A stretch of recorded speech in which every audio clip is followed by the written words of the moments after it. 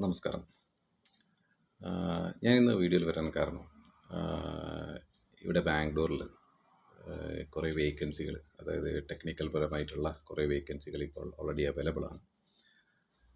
അതായത് tool room ഇൻഡസ്ട്രീസിലേക്കും, അതായത് aerospace ഇൻഡസ്ട്രിയിലേക്കും, അതായത് മാനുഫാക്ചറിങ് ഇൻഡസ്ട്രിയിലേക്കായിട്ടും. അപ്പോൾ അതിൽ മെയിനായിട്ട് ഹൈലൈറ്റ് ആയി വരുന്നതായിട്ടുള്ള കൂടുതൽ ജോബ് ഓപ്പർച്യൂണിറ്റിയിൽ എന്ന് വെച്ചാൽ ഒന്ന് ടൂൾ ആൻഡ് ഡൈ മേക്കിങ്, അതുപോലെ CNC പ്രോഗ്രാമർ, CNC ഓപ്പറേറ്റർ, ആ രീതിയിൽ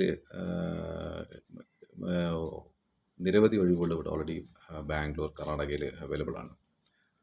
അപ്പോൾ ആരെങ്കിലും ഈ വീഡിയോ കാണുകയാണെങ്കിൽ ബാംഗ്ലൂരിലേക്കുള്ള വേക്കൻസി ഓൾറെഡി അവൈലബിൾ ആണ്. അപ്പോൾ അതിൻ്റെ കൂടെ തന്നെ ഞാൻ ആക്ച്വലി ഇമെയിൽ ID യും കാര്യങ്ങളും ഷെയർ ചെയ്യാം. അപ്പോൾ അതിൽ റിസ്യൂം മെയിൽ ചെയ്താൽ മതി. പിന്നെ അതേപോലെ തന്നെ ഇപ്പോൾ ഈ ടൂൾ ആൻഡ് ഡൈ മേക്കിങ്ങിൽ ഞങ്ങളടുത്ത് ഇപ്പോൾ ഇഷ്ടംപോലെ ആൾക്കാർ CNC ആയിക്കഴിഞ്ഞാലും എല്ലായിടത്തും ആൾക്കാർ ഇൻ്റർവ്യൂവിന് ഞങ്ങളടുത്ത് വരുന്നുണ്ട് ഇപ്പോൾ കുറച്ച് ദിവസങ്ങളായിട്ട്. ഞങ്ങൾ കണ്ട അതിലൊരു ഡിഫിക്കൽട്ടി, ഒരു പ്രോബ്ലംസ് എന്ന് വെച്ചാൽ ഇപ്പം ടൂൾ ആൻഡ് ഡൈ മേക്കിംഗ് ആണെങ്കിലും CNC ആയിക്കഴിഞ്ഞാലും റോബോട്ടിക്സ് ആയിക്കഴിഞ്ഞാലും ഇപ്പോൾ ഞങ്ങൾക്ക് മെയിനായിട്ട് എന്ന് വെച്ചാൽ ഏറ്റവും കൂടുതൽ എൻക്വയറി ഉള്ളത് tool and dye making CNC ഓപ്പറേറ്റേഴ്സിനാണ്.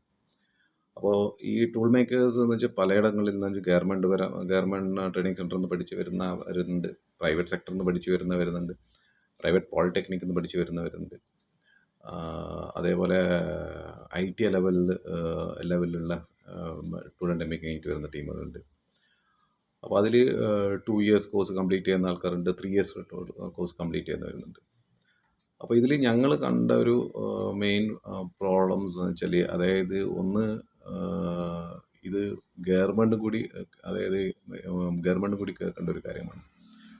അതായത് ഞങ്ങൾ കണ്ടെടുത്തോളം എന്ന് വെച്ചാൽ, ഞങ്ങളൊരു അനാലിസ് ചെയ്തത് കണ്ടെടുത്തോളം മെയിൻ ഇഷ്യൂസ് എന്ന് വെച്ചാൽ, ഈ പോളിടെക്നിക്കുകളൊന്നും ഈ ടൂൾ ആൻഡ് ഡൈ മേക്കിംഗ് എന്ന ട്രെയിനിങ് സെൻറ്റർ നടത്തുന്ന ഒരു പോളിടെക്നിക്കിലും കാര്യമായിട്ടുള്ള, അതായത് ടൂൾ ആൻഡ് ഡൈ മേക്കിങ്ങിനായിട്ടുള്ള മെഷീനറീസോ കാര്യങ്ങളോ ഒന്നുമില്ല. എല്ലാം ബേസിക് കൺവേർഷ്യൽ മെഷീൻസ് മാത്രമേ യൂസ് ചെയ്യുന്നുള്ളൂ.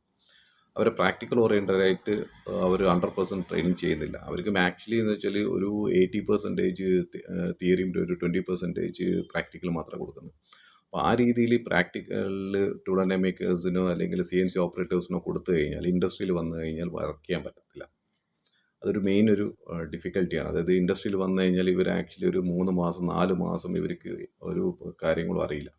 അപ്പോൾ അത് ഇൻഡസ്ട്രിയിൽ നിന്ന് നമ്മൾ എക്സ്പ്ലോർ ചെയ്യുമ്പോൾ ഞങ്ങൾക്ക് ആ 3 മാസത്തെ 4 മാസത്തെ സാലറി കൊടുക്കുന്നത് വേസ്റ്റാണ്. ഇപ്പോൾ ഇതിലിടയ്ക്ക് ഞാനൊരു സോഷ്യൽ മീഡിയയിലും ഇതിലും കണ്ടു. അതായത് ടൂൾ ആൻഡ് ഡൈ മേക്കിംഗ്, അതായത് 3 years കോഴ്സ് 1.5 years പഠിച്ചാൽ മതി, ബാക്കി 1.5 years ഇൻറ്റേൺഷിപ്പ് ട്രെയിനിങ് വിത്ത് സാലറി. ഈ 3 കൊല്ലം പഠിച്ച കുട്ടികൾക്ക്, ടൂൾ ആൻഡ് ഡൈ മേക്കിംഗ് പഠിച്ച കുട്ടികൾക്ക്, അല്ലെങ്കിൽ 1 കൊല്ലം CNC പഠിച്ച കുട്ടികൾക്ക് ഇൻഡസ്ട്രിയിൽ വന്നിട്ട് വർക്ക് ചെയ്യാൻ പറ്റുന്നില്ല. അപ്പോൾ അങ്ങനെയുള്ള കുട്ടികളെ ഈ 1.5 years പഠിച്ചിറങ്ങുന്ന 1.5 years ട്രെയിനിങ് കഴിഞ്ഞിട്ട് after 1.5 years training cum internship എന്നിട്ട് സാലറി എങ്ങനെ കൊടുക്കുക? ഏത് കമ്പനിയാണ് എടുക്കുന്നത് വെച്ചാൽ അത് പല ആൾക്കാർ കോളേജുകാരും ആഡ് ഇടുന്ന കാണുന്നുണ്ട്. അതായത് ആക്ച്വലി ഈ 1.5 years പഠിച്ചിട്ട് ഇവിടെ വന്നു കഴിഞ്ഞാൽ tool and dye making CNC ആയിക്കഴിഞ്ഞാൽ മെക്കാനിക്കൽ എഞ്ചിനീയേഴ്സ് ആയിക്കഴിഞ്ഞാൽ ആരായിക്കഴിഞ്ഞാലും ഇവിടെ വന്നു കഴിഞ്ഞാൽ ഒരു ഡ്രിൽ ചെയ്യാൻ പോയിട്ട് ടാപ്പ് ചെയ്യാൻ പോലും അറിയാത്ത ആൾക്കാരാണ്. അപ്പോൾ അങ്ങനത്തെ കുട്ടികളെ ഇവർ പറയുന്ന പോലെ 15,000 18,000 സാലറി കൊടുത്തിട്ട് എങ്ങനെ കമ്പനിയിൽ എടുക്കാനാണ് പറ്റുക, അക്കോമഡേറ്റ് ചെയ്യാൻ പറ്റുക? അപ്പോൾ അതൊരു ഇൻഡസ്ട്രിയിലുള്ള ഓണർമാർക്ക് ഒരു ബുദ്ധിമുട്ടുള്ള കാര്യങ്ങളാണ് അത്. അപ്പോൾ അതുകൊണ്ട് ദയവ് ചെയ്തിട്ട് ഗവൺമെൻറ്റും അതേപോലെ ഈ മാനേജ്മെൻറ്റും നല്ല രീതിയിൽ ട്രെയിനിങ് ചെയ്തിട്ട് കുട്ടികളെ വിടുക എന്നതാണ് നമ്മളൊരു റിക്വസ്റ്റ്. അല്ലെങ്കിൽ വെച്ചാൽ നമുക്ക് ഇൻഡസ്ട്രിയിൽ ഇൻഡസ്ട്രിയിൽ ഓരോ ദിവസം കൂടുമ്പോൾ ഡൗൺ ആയിട്ട് അത് സ്റ്റാഫ് ഇല്ലാതെ പോവാണ്. ഇപ്പം ഞങ്ങൾ ആക്ച്വലി എടുക്കുന്നതെന്ന് വെച്ചാൽ നോർത്തിൽ, അതായത് ഈ ബീഹാർ, ആസാം, മഹാരാഷ്ട്ര പോലത്തെ, അതായത് മഹാരാഷ്ട്രയല്ല, മെയിനായിട്ട് ബീഹാർ, ആസാം, നേപ്പാൾ, അവർ കുട്ടികളെ കൊണ്ടുവന്നിട്ട് ഇവിടുന്ന് ട്രെയിൻ ചെയ്തിട്ടാണ് ഇവിടെ കമ്പനി റൺ ചെയ്യുന്നത്. അപ്പോൾ ഇഷ്ടംപോലെ സൗത്ത് ഇന്ത്യയിലും ഇഷ്ടംപോലെ ടൂൾ മേക്കേഴ്സും മെക്കാനിക്കൽ എഞ്ചിനീയേഴ്സും IT സ്റ്റുഡൻസിൽ അവൈലബിൾ ആണ്.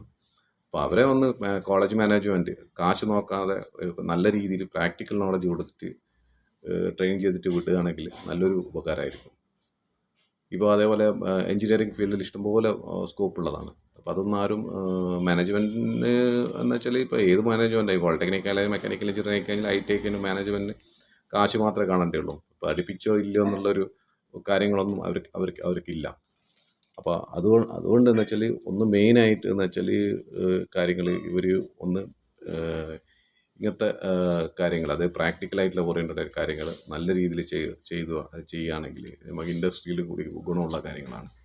അപ്പോൾ അതുകൊണ്ട് എല്ലാവരും നമുക്ക് ഇത് വീഡിയോ കാണുന്ന ഏതെങ്കിലും ടൂൾ മേക്കേഴ്സോ അല്ലെങ്കിൽ IT കഴിഞ്ഞ ഫിറ്റേഴ്സോ CNC ഓപ്പറേറ്റേഴ്സോ ഉണ്ടെങ്കിൽ ഞങ്ങൾ ട്രെയിൻ ചെയ്തിട്ട് ജോലിക്കെടുക്കാൻ തയ്യാറാണ്. അത് ഫ്രഷറായി കഴിഞ്ഞാലും കുഴപ്പമില്ല, ഫെയിലർ ആയാലും കുഴപ്പമൊന്നുമില്ല, ഞങ്ങൾ എടുക്കാൻ തയ്യാറാണ്. അപ്പോൾ ആരെങ്കിലും ഉണ്ടെങ്കിൽ ഞാൻ ഇതിൻ്റെ താഴെ ഓൾറെഡി ഇമെയിൽ ID ഇടുന്നുണ്ട്, അതിൽ റിസ്യൂം അയക്കാം. അപ്പോൾ അതുകൊണ്ട് ഒന്നും കൂടി എനിക്ക് ഈ ഗവൺമെൻറ്റിനോടും, അതായത് ഈ NBA സർട്ടിഫിക്കേഷനും അതേപോലെ അക്രിഡേഷനും അതേപോലെ ASITൻ്റെ അപ്രൂവ്ഡ് ഇതൊന്നും കിട്ടിയിട്ടൊന്നും കാര്യമില്ല. ഞാൻ ഗവൺമെൻറ്റിനോട് വെച്ചിരിക്കുന്നത്, നിങ്ങൾ യൂസ് ചെയ്യുന്ന സിലബസ് ഒന്ന് കൊല്ലം ഇതിപ്പോൾ ഇന്ന് 2025 ആണ്. ഇത് ഡിജിറ്റൽ ഇന്ത്യയാണ്. ഡിജിറ്റൽ ഇന്ത്യ അതായത് ഇൻഡസ്ട്രി 4.0 അഡ്വാൻസ്ഡ് ഡിജിറ്റൽ മാനുഫാക്ചറിങ് ഇതാണ്. അതേപോലെ പഠിപ്പിക്കുന്ന കുട്ടികളെയും ഡിജിറ്റലായിട്ട്, അതായത് ലേറ്റസ്റ്റ് ടെക്നോളജീസ് പഠിപ്പിക്കുക. അപ്പോൾ അതുകൊണ്ട് ഈ കോളേജസും പോളിടെക്നിക്സും ITക്കാരും അതേപോലെ ഗവൺമെൻറ്റും ഒന്ന് ശ്രദ്ധിക്കുക. അതായത് അതിനനുസരിച്ച് സിലബസ് ഒന്ന് മാറ്റുക. എന്നാൽ ഇൻഡസ്ട്രി ഓരോ കൊല്ലം കൂടുമ്പം ഇൻഡസ്ട്രിയിൽ പല ഡെവലപ്മെൻറ്റും കാര്യങ്ങൾ ചെയ്യുന്നുണ്ട്. പക്ഷേ എഡ്യൂക്കേഷൻ സെക്ടറിൽ ഇന്നും പഴയ കാലത്തുള്ള രീതിയിൽ തന്നെയാണ് റൺ ചെയ്തുകൊണ്ടിരിക്കുന്നത്.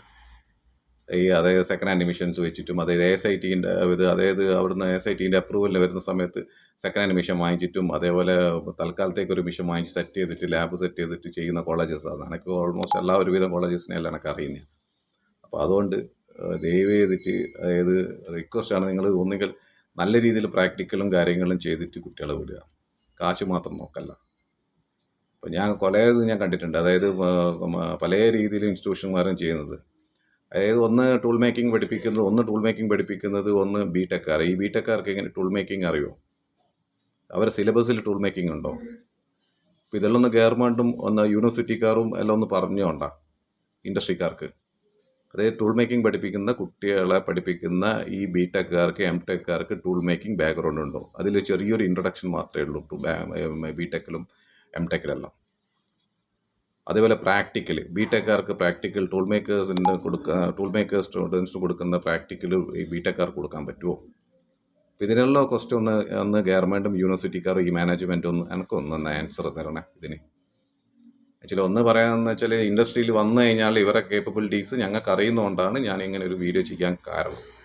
ഞങ്ങൾക്ക് ഇഷ്ടംപോലെ ടൂൾ മേക്കേഴ്സിന് ആവശ്യമുണ്ട്, മെഷീനിസ്റ്റിന് ആവശ്യമുണ്ട്, CNC ഓപ്പറേറ്റേഴ്സിന് ആവശ്യമുണ്ട്, ഡിസൈനേഴ്സിന് ആവശ്യമുണ്ട്, അപ്പോൾ അതായത് പ്രൊഡക്ഷൻ സൂപ്പർവൈസർ ആവശ്യമുണ്ട്. അപ്പോൾ ഇതെല്ലാം നമുക്ക് റിക്വയർമെൻ്റ് ഉണ്ട്. അപ്പോൾ അതുകൊണ്ടാണ് ഇപ്പോൾ ഇങ്ങനത്തെ ആൾക്കാർ വന്നു കഴിഞ്ഞാൽ വരുന്ന ഒരു 10-15 കുട്ടികൾ വന്നിട്ടുണ്ടായിരുന്നു. ഇതേപോലെ ഇൻ്റർവ്യൂ ചെയ്ത സമയത്ത് ഞാൻ കോളേജിൻ്റെ പേരും പോളിടെക്നിക്കിൻ്റെ പേര് ഞാൻ പറയുന്നില്ല, പറഞ്ഞു കഴിഞ്ഞാൽ നിങ്ങൾക്ക് തന്നെ മോശം. അപ്പോൾ ഇവരതെല്ലാം മെയിൻ പ്രശ്നം എന്ന് വെച്ചാൽ ഇവർക്ക് ABCD അറിയില്ല. ബിടെക്കാരൻ വന്നിട്ടുണ്ടായിരുന്നു, ടൂൾ ആൻഡ് ഡൈ മേക്കിംഗ് ഡിപ്ലോമക്കാരൻ വന്നിട്ടുണ്ടായിരുന്നു, ITക്കാരൻ വന്നിട്ടുണ്ടായിരുന്നു, അതേപോലെ CNC ഓപ്പറേറ്റേഴ്സ് വന്നിട്ടുണ്ടായിരുന്നു. അപ്പോൾ ഇനി മുമ്പ് എനിക്ക് റോബോട്ടിക്സിൻ്റെ ടീംസ് വന്നിട്ടായിരുന്നു. പല ഇതും ചെയ്യുന്നത്, അതായത് ട്രെയിനിങ് ചെയ്യുന്ന ആദ്യം ഫസ്റ്റ് ഒന്ന് ഇൻഡസ്ട്രിയിലെ ആൾക്കാരാണോ അത് ട്രെയിൻ ചെയ്യുന്നതെന്നുള്ള കാര്യം ആദ്യം ഒന്ന് വിലയിരുത്തണം. പേരൻസിനോട് ഒന്ന് പറയാം. ആക്ച്വലി ഈ ഓരോ കോളേജിൽ കൊണ്ടുപോയിട്ട് ഓരോ ഷോർട്ട് ടേം കോഴ്സിനെ കൊണ്ട് ചേർക്കുന്ന സമയത്ത് ഈ റോബോട്ടിക്സ് ആയിക്കഴിഞ്ഞാലും IoT ആയിക്കഴിഞ്ഞാലും ടൂൾ മേക്കിംഗ് ആയിക്കഴിഞ്ഞാലും മെക്കാനിക്കൽ എഞ്ചിനീയറിംഗ് ആയിക്കഴിഞ്ഞാലും എന്തായി കഴിഞ്ഞാൽ ഫാക്കൽറ്റീസിൻ്റെ ക്വാളിഫിക്കേഷൻ ആദ്യം ചോദിക്കണം. ഇതൊന്നും ഇൻഡസ്ട്രിയിൽ പോലത്തെ എക്സ്പ്ലോഷർ ഇല്ലാത്ത ആൾക്കാരാണ് ഇപ്പം കോളേജിൽ ക്ലാസ് എടുക്കുന്നത്. മെയിൻ ടൂൾ മേക്കിങ്ങിൻ്റെ IT പോളിടെക്നിക്കിൽ പഠിപ്പിക്കുന്ന ഫാക്കൽറ്റീസിന് ഒരു ഇൻഡസ്ട്രി പോലും ആയിട്ട് ബന്ധമില്ലാത്ത ആൾക്കാരാണ്. അതും ബിടെക്കാർ എങ്ങനെ ടൂൾ മേക്കിംഗ് പഠിപ്പിക്കുക? അതൊന്ന് എനിക്ക് എല്ലാവരും ഒരു അഭിപ്രായം എന്ന് പറയണേ. ബിടെക്കാർ ടൂൾ മേക്കേഴ്സിനെ പഠിപ്പിക്കാൻ പറ്റുമോ ഇല്ലയോ? അതാണ് എൻ്റെ ഒരു ക്വസ്റ്റ്യൻ. അപ്പോൾ അതുകൊണ്ട് ആരെല്ലാം ഈ വീഡിയോ കാണുന്നത് വെച്ചാൽ, ഇപ്പം അതിൻ്റെ അകത്ത് ഇപ്പം ഞങ്ങൾ കുറച്ച് വേക്കൻസികൾ ഉണ്ട് ഓൾറെഡി ബാംഗ്ലൂരിൽ. അപ്പോൾ ഞാൻ അതിൻ്റെ താഴെ ഇമെയിൽ ID ഇടാം. അപ്പോൾ അതിലെല്ലാവരും റെസ്യൂം അയക്കേണ്ടതായിരിക്കും. Okay, thank U.